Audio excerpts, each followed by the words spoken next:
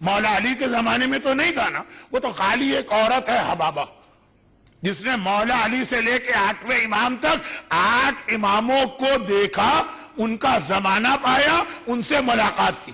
صرف ایک عورت ایسی. وہ 4تھے امام سے بات کر رہی ہوتی، وہ 6ٹھے امام سے بات کر رہی ہوتی، وہ 8ویں امام سے بات کر رہی ہوتی، تو سمجھ میں آتا کہ اس نے امام علی کو بھی کوفے کے بازار میں دیکھا. اور کیوں دیکھا، یعنی کیسے دیکھا، یہ جملہ بھی میں بہت پڑھتا رہتا ہوں، لیکن یہاں پہنچ کے میں باقی ادھر ادھر کی فضول باتیں آج مجلس میں پڑھ چکا ہوں، اور یہ اہم بات چھوڑ دوں. حبابہ نے جو پہلی بار مولا کو دیکھا اسی کوفے میں، جہاں انشاءاللہ اگلے ہفتے ہمارے بہت سے ساتھی پہنچے ہوئے ہوں گے، مولا کے گھر کی زیارت بھی کر رہے ہوں گے، مولا کا روضہ تو نجف میں، لیکن مولا کی عبادت گاہ مسجد کوفہ کی زیارت بھی کر رہے ہوں گے، بیت التشت مولا کی عدالت یا کورٹ اس کی زیارت بھی کر رہے ہوں گے، اور اس کے باہر بازار کوفہ. پہلی بار یہ خاتون جب کوفے میں آئیں تو مولا کے گھر گئی. بیٹیوں نے کہا کہ بابا اس وقت تو کبھی گھر پہ نہیں ہوتے، یہ تو بابا کے بازار کا واقعہ، بازار جانے کا موقع ہے. میں پورا واقعہ نہیں پڑھ رہا.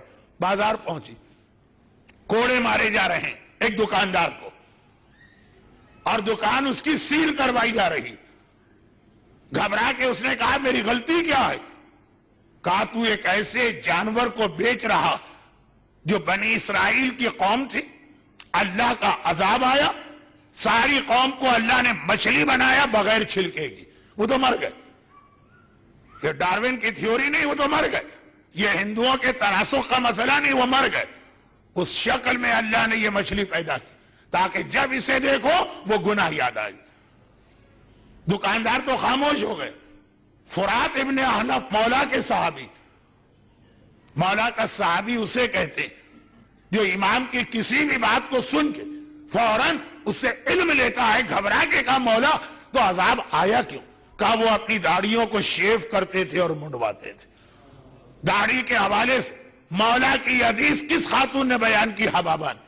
یہ تو ٹھیک 8 اماموں تک رہی، اور اس میں آقا حسین کا بھی ایک جملہ بات میں بات آئیے تو عرض کر رہا ہوں.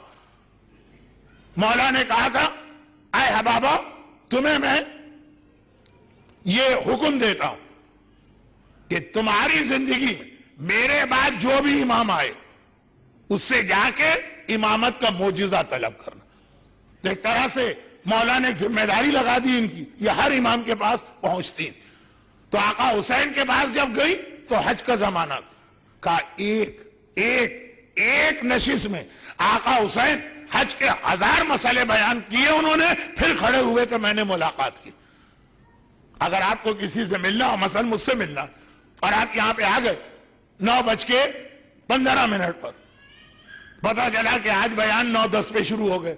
اب پورا 1 گھنٹہ آپ کو بیٹھنا پڑے گا. نہ آپ بیان سننے آئے، نہ آپ کو خواب و عذاب سے کوئی دلچسپی ہے، نہ نماز و روزہ کا مسئلہ ہے. لیکن اب کیا کر، اب مولانا جب مجلس ختم ہوگی تبھی ممبر سے اتریں گے. یہ آقا حسین سے معجزہ طلب کرنے آئی تھی جو ان کے بابا نے کہا تھا. 1000 مسئلے آقا نے حج کے بتائے، پھر موقع ملا ان کو سوال کرنے کا. ہمارے یہاں لوگ 10 مسئلے سیکھ کے بھی حج پہ نہیں جاتے ہیں، اللہ قبول کرنے والا. خیر، تو یہ لیکن 4تھے امام سے جب ملاقات کی تو 2 شکایتیں بھی کی انہوں نے.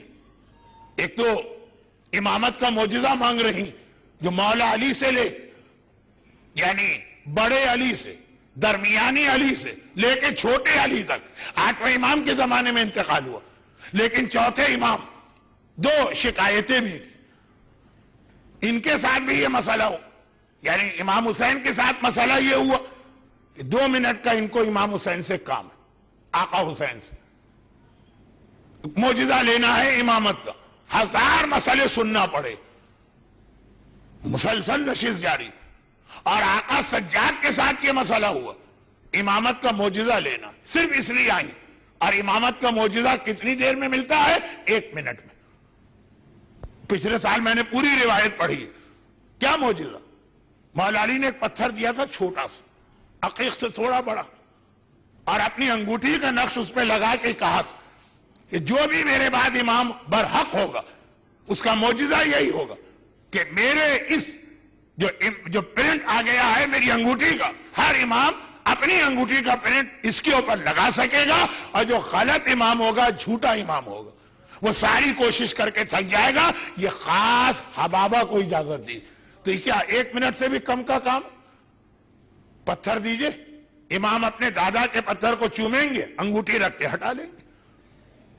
آپ کو معلوم ہے نا کہ جب وہ امام آیا جس کی ولادت کی کل رات ہے، لیکن عقلی اصول، شرعی اصول، خوشی اور غم ٹکرائے تو غم ترجیح رکھتا، تو ہم ولادت کی محفل کل نہیں پڑھیں گے، لیکن جب وہ امام آیا تو ایک وقت میں 2 اور لوگوں نے جو انہی کے بھائی اور بھتیجے ہیں امامت کا دعویٰ کیا۔ ہم بابا سے یہ کہا مولا بس یہ اس پتھر کا ایک یہ معجزہ۔ تو اب یہ چوتھے امام کے پاس گئے، صرف آدھے منٹ کا کام، وہاں بھی آدھا دن ان کا گزر گیا۔ کیوں؟ اس طرح سے امام نماز پڑھ رہے ہیں اور مصلی پہ ہیں، زین العابدین ہیں، سید الساجدین ہیں، سجاد ہیں، کہ یہ آدھے منٹ کا کام بیٹھی نہیں، قریب میں کہ اب نماز ختم ہوگی، اب نماز ختم ہوگی، مگر امام کی ایک نماز ختم نہیں ہوتی کہ اگلی نماز شروع ہو جاتی ہے۔ تب یہ سمجھ گئی کہ اب یہ انتظار کرنا کہ نماز ختم ہو، جیسے ہم لوگ ختم ہوئی نماز، سجدگاہ کو چوما، تسبیح اٹھائی تو موقع ملے گا بات کا، نہیں، یہ موقع آئے گا ہی نہیں۔ تو پھر انہوں نے دم سے، ابھی امام اللہ اکبر کہہ رہے، آگے بڑھ کے کہا مولا میں تھک گئی، اور اس لیے بھی تھک گئی کہ میں بہت بوڑھی ہو گئی، آپ کے دادا سے میں نے زیارتیں شروع کی۔ امام نے کہا کیا کہا تم نے؟ بوڑھی ہو گئی؟ یہ کہہ کے ایک مرتبہ امام نے نگاہ ڈالی، ارے وہ بوڑھی عورت، ایک بار جو امام نے کہا، کیا کہا؟ بوڑھی ہو گئی ہے؟ کون سا بڑھاپا؟ اور اب جو حبابہ نے دیکھا تو اپنے آپ کو ویسا ہی پایا جیسے جوانی کے زمانے میں۔ مولا کو جب یہ دیکھا کہ مولا میں نے آپ کے بابا سے بھی، آپ کے چچا سے بھی، آپ کے دادا سے بھی امامت کا معجزہ لیا تھا، کبھی کوئی حاجت پیش نہیں کی تھی، اور آپ نے بغیر کہے حاجت پوری کر دی، تو ایک اور میری خواہش ہے، بڑھاپے کو جوانی میں بدلا، ارے خواہش ہے مولا ایک بیماری مجھے لگ گئی ہے، یہ اسکن ڈیزیز، برس جو سفیدے کے داغ ہو جاتے ہیں، خالی بیماری نہیں ہے، کراہیت والی بیماری، لوگ قریب بیٹھے کو تیار نہیں ہوتے۔